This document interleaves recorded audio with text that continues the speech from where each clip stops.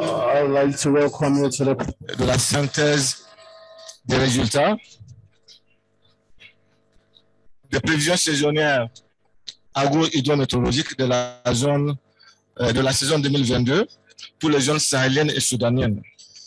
Donc, c'est pour moi vraiment un grand plaisir de faire cette présentation au nom de 3 groupes qui ont eu à travailler et à élaborer ces prévisions.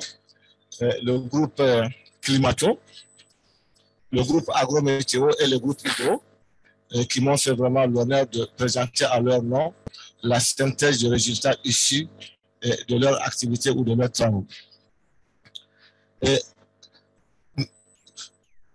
Donc, comme vous le savez, nous avons 2 séquences de forums.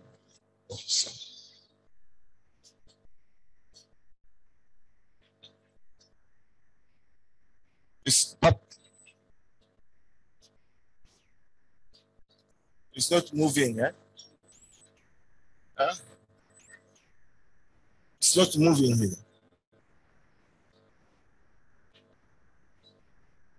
Hein? Non, je suis bien connecté. Je suis bien connecté. Ok, c'est bon. Non, pourquoi il fait ça? Hein? Hein? Tu es? Ça va? Même ici, ça va. En fait, ça parle. Ok. Je trouve où ça? Donc, tu peux amener le fil.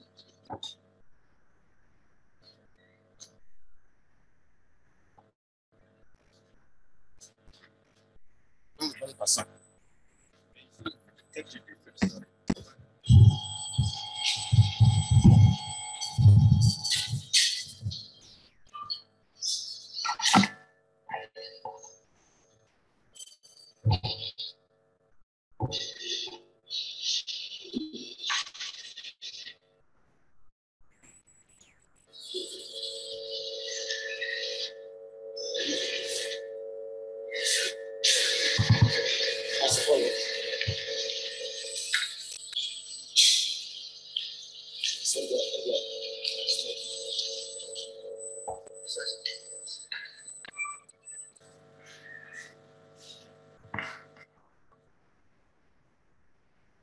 Ok.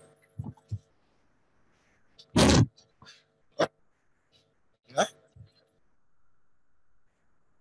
Tu peux gérer. Donc, nous disons que la présente rencontre porte sur les zones sahéliennes et soudaniennes, les prévisions saisonnières dans les zones sahéliennes et soudaniennes. Cette figure pour rappeler les zones là.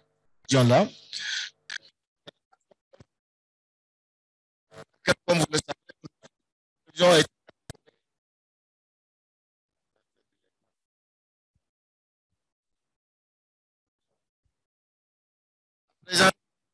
on porte sur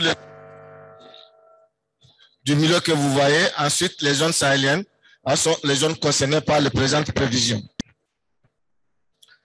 Et les questions auxquelles les prévisions élaborées vont contribuer à répondre se présentent comme suit. Et à la veille de cette questions, pour savoir la saison à venir, est-ce qu'elle sera globalement humide, fraîche ou moyenne?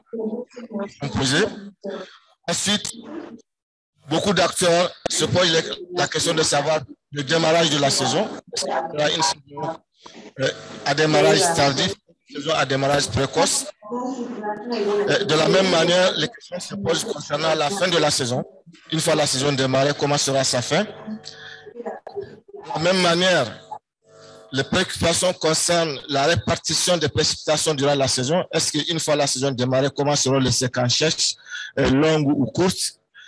Et puis, il y a également les questions posées concernant les écoulements dans les cours d'eau.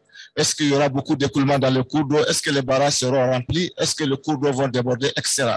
Donc, il y a énormément de questions qui se posent à la veille de cette saison.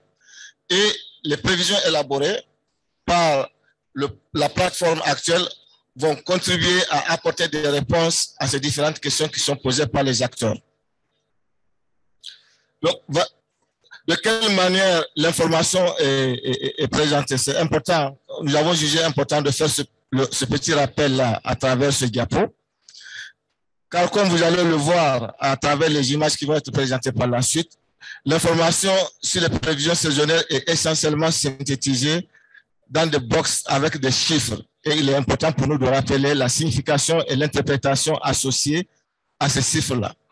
Donc, si on regarde les questions posées, nous allons voir que globalement, il y a 3 situations dans chaque cas, 3 situations qui peuvent se produire durant la saison de pluie.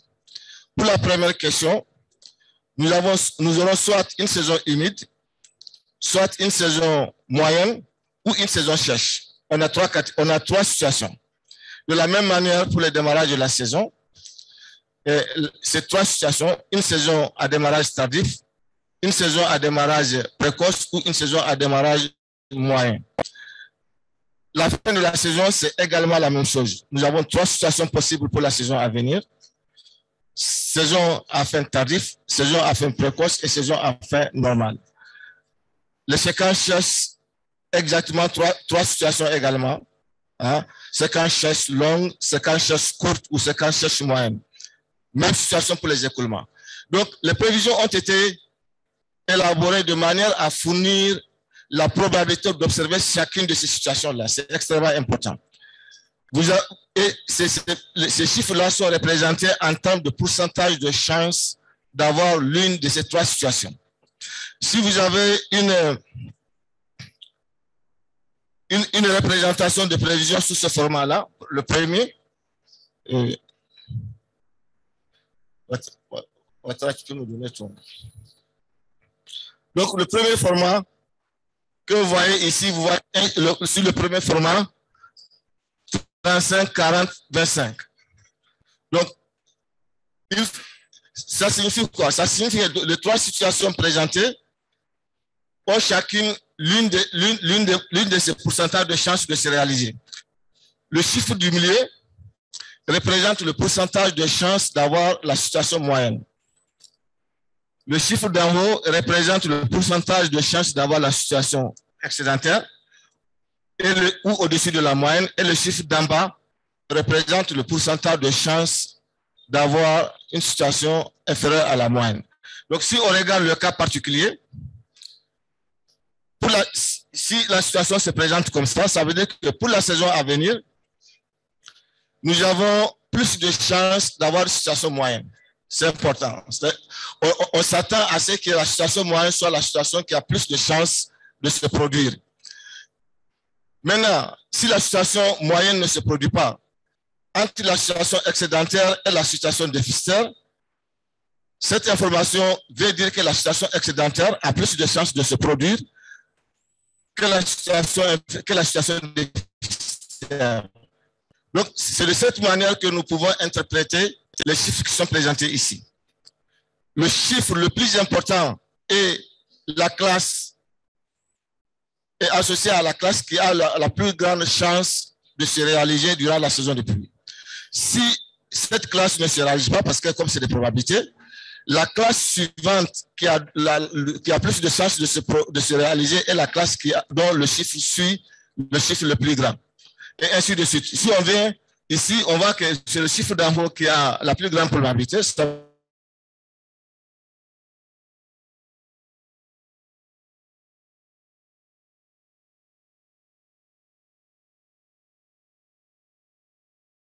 la classe moyenne qui suit en termes de probabilité de chance de se réaliser.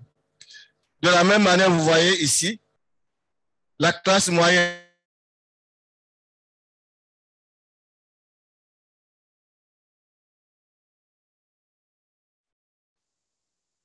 donc, ce sont 3 catégories de situations et chaque catégorie de situation a sa probabilité de se réaliser. Donc, deux fois, nous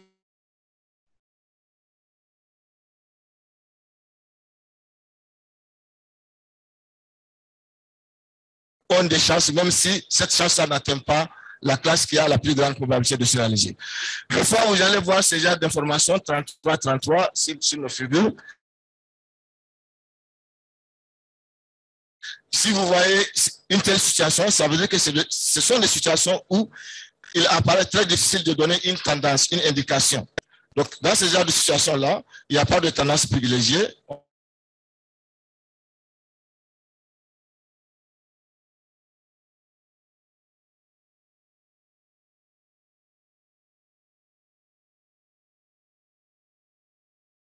Livré par la suite. OK. Avant de passer aux prévisions, nous allons juste faire un petit zoom sur la source des prévisions. Comme vous le savez, pour faire ces prévisions, les experts utilisent plusieurs indicateurs, plusieurs sources. Mais la source principale porte sur les températures de surface des océans. C'est bon pour nous d'avoir un coup d'œil sur ces températures de surface des océans. Généralement, les experts regardent la situation dans cette zone-là, qu'on appelle la zone, ici le Pacifique équatorial. C'est la zone de El Niño-La Niña. Donc, les experts regardent la situation dans cette zone. Et pour la région Afrique de l'Ouest, quand les températures sont basses, c'est-à-dire que quand vous avez une couleur si vous avez cette couleur-là, les experts considèrent que c'est une situation qui est plus favorable à avoir des précipitations pour notre zone. De même, les experts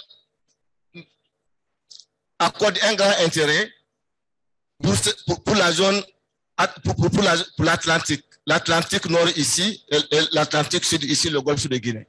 Généralement, quand vous avez des températures chaudes dans l'Atlantique Nord et des températures froides dans l'Atlantique Sud, dans le Golfe de Guinée, les experts considèrent que c'est une situation globalement favorable à des précipitations pour les zones sahéliennes et soudaniennes. Ensuite, les experts regardent les températures de surface dans les zones méditerranéennes, mais également au niveau de l'océan Indien. Donc ça, c'est la situation observée pour la semaine située, centrée sur le 6 avril. Maintenant, quelles sont les perspectives de température pour la saison à venir? Vous voyez que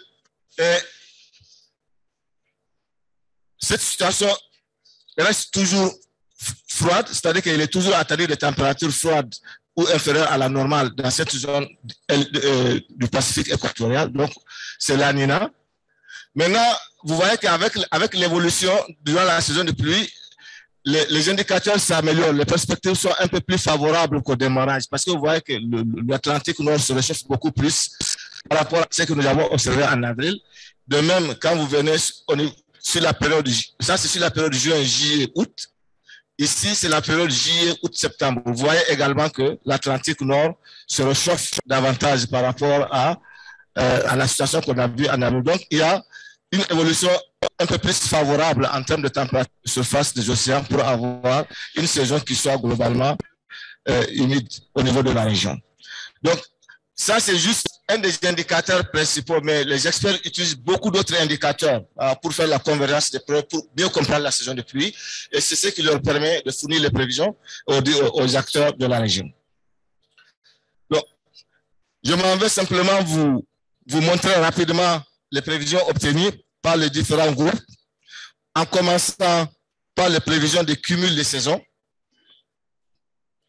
Donc, vous voyez ici que pour la période juin, juillet, août, dans notre espace, les prévisions qui sont fournies. Globalement, vous voyez dans la bande sahélienne, la bande cette bande verte, cette bande verte, il est attendu de précipitations qui sont équivalentes aux précipitations moyennes, mais avec une classe au-dessus de la moyenne qui a plus de probabilité de se réaliser que la classe en dessous de la moyenne. Donc, ça, c'est les prévisions attendues pour la période juin, juillet, août sur la bande sahélienne. Mais là, quand vous regardez cette partie, ici, il est attendu des précipitations certes moyenne, mais la classe inférieure a plus de chances de se réaliser que la classe supérieure. Et dans cette partie, dans la partie sud-est du Nigeria, vous voyez que il y a plus de chances à ce que ce soit des précipitations inférieures à la moyenne qui se réalisent dans cette zone-là. Donc, ça, c'est les prévisions de précipitations cumulées pour la période juin, juillet, août. Quand on rentre dans la saison, on arrive au niveau de la période juillet, août, septembre. Vous voyez que la situation se renforce davantage. C'est-à-dire que les probabilités d'avoir des cumuls qui soient au-dessus de la moyenne se renforcent. Donc, vous voyez ici que pour toute la bande sahélienne, les experts prévoient des cumuls qui soient au-dessus des cumuls moyens. Pour la période juillet, août, septembre, pour la bande sahélienne. Concernant toujours le sud-est du Nigeria, vous voyez que c'est une tendance avec des précipitations moyennes, mais où la situation inférieure a plus de chances de se réaliser que la situation supérieure. Vous avez également cette même situation dans le sud du Tchad, des écoulements moyens qui sont attendus, mais là, la situation excédentaire a plus de chances de se réaliser que la situation moyenne. Donc, voilà globalement comment se présente, comment se dessinent les cumuls de précipitations attendues pour la saison 2022 dans les zones sahéliennes et soudaniennes. Hein? Maintenant, on passe au démarrage de la saison, les prévisions du démarrage, des dates de démarrage de la saison.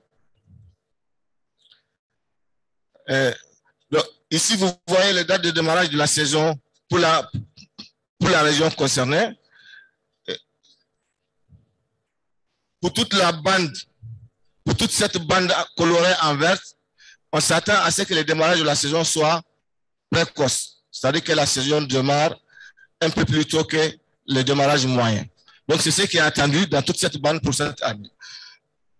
Ailleurs, les indicateurs ne sont pas, les indicateurs ne sont pas assez discriminatoires pour pouvoir donner une tendance au niveau des zones grises. Mais pour tout ce qui concerne la bande verte, il est attendu à ce que la saison démarre de manière précoce, c'est-à-dire un peu plus tôt que le démarrage normal, le démarrage moyen de la saison. Quand on vient, la prévision concernant la fin de la saison, vous voyez que pour toute la bande sahélienne, y compris le nord du pays du Golfe de Guinée, on s'attend à ce que la saison prenne fin plus tardivement que d'habitude. Donc, à une saison qui normalement a plus de chances de se prolonger par rapport aux dates moyennes de fin de saison. Quand on vient, la prévision maintenant concernant les séquences sèches, après le démarrage de la saison de pluie, c'est-à-dire que les séquences sèches en début de saison de pluie.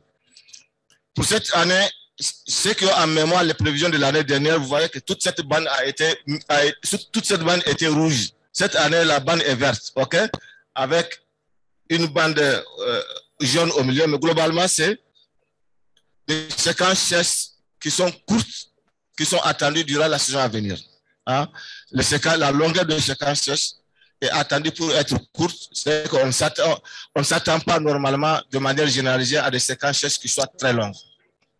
Et ça, c'est une information capitale pour les producteurs et les agriculteurs. Jusque dans cette bande du Niger, du sud-ouest du Niger, vous avez des séquences sèches qui sont moyennes pour la saison à venir. Concernant les séquences sèches en fin de saison, comme vous le voyez sur cette carte-là, également, on ne s'attend pas à ce que les séquences sèches longues apparaissent en fin de saison. Ce sont des séquences sèches courtes qui sont attendues. Dans toute cette bande, et du centre du Niger à l'est et jusqu'au Tchad, ce sont des séquences sèches moyennes qui sont attendues pour la saison à venir.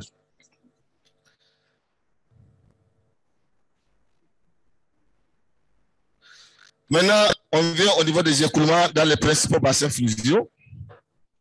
Donc là également, c'est à peu près la même chose, c'est de savoir si les écoulements seront globalement au-dessus ou en dessous de la moyenne, ou bien équivalents à la moyenne.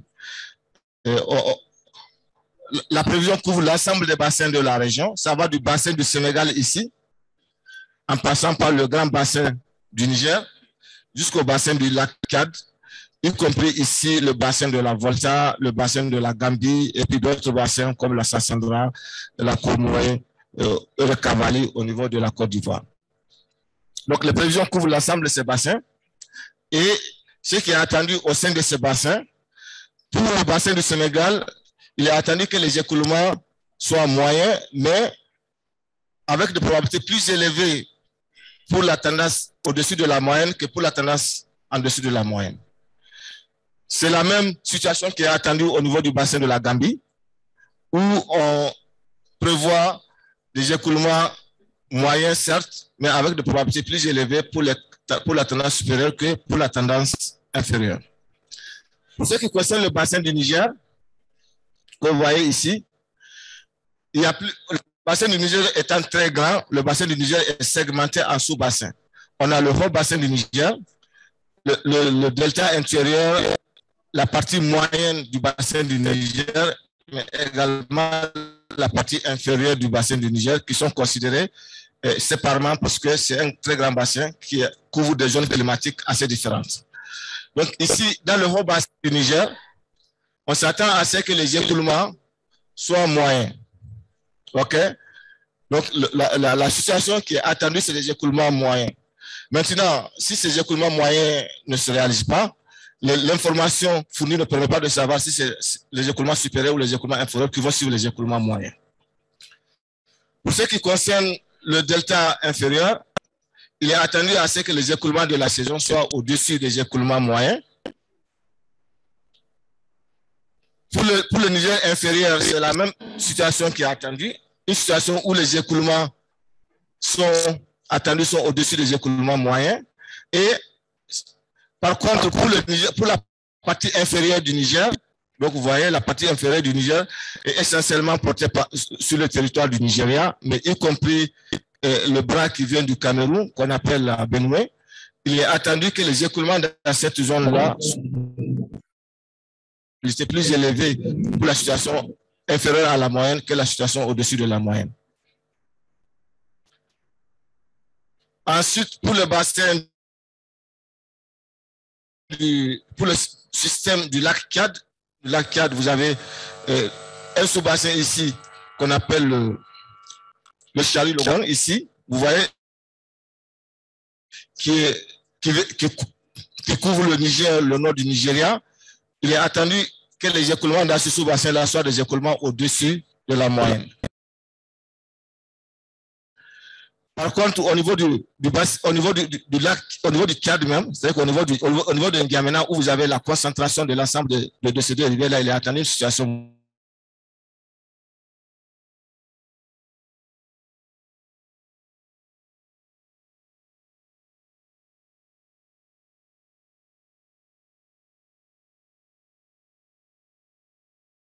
Les écoulements dans le Chari soient moyens avec une tendance plus élevée pour la situation inférieure à la moyenne que la situation au-dessus de la moyenne. Au niveau du bassin de la Volta ici, il y a deux situations également. Il y a le Volta supérieur, donc ça va de la partie moyenne du Volta jusqu'à la frontière. Il est attendu que les écoulements soient au-dessus de la moyenne dans cette zone. Par contre, dans la partie inférieure de la Volta jusqu'au Ghana, il est attendu que les écoulements soient des écoulements moyens, mais avec une tendance plus élevée pour la situation supérieure que la situation inférieure. Et vous avez la même situation pour le bassin de l'Ouémé ici, qui est un bassin situé au niveau du Bénin, mais également le bassin du Mono, qui est là, qui est un bassin transfrontalier entre le Bénin et le Togo. Donc, ce sont des situations moyennes avec une tendance également déficitaire qui sont attendues. Ensuite, pour les bassins qui sont situés au niveau de la Côte d'Ivoire, le Sassandra ici, et puis le Cavali ici, vous avez des situations moyennes pour le premier, avec une tendance plus favorable pour l'excédent que le déficit. Par contre, ici, vous avez exactement la même situation que dans le haut bassin du Niger. C'est une tendance moyenne qui est attendue, mais avec des situations équiparables pour la classe supérieure et la classe inférieure. Donc, globalement, en termes de conclusion, pour les prévisions obtenues durant la saison de pluie, pour la saison de pluie 2022, ce sont des quantités de précipitations moyennes ou supérieures à la moyenne qui sont globalement attendues. Un démarrage de la saison globalement précoce, une fin de saison tardive, des séquences sèches globalement moins longues en début et en fin de saison, des écoulements globalement excédentaires ou moyens qui sont attendus pour la saison à venir, la saison de pluie 2022. Nous vous remercions de votre attention.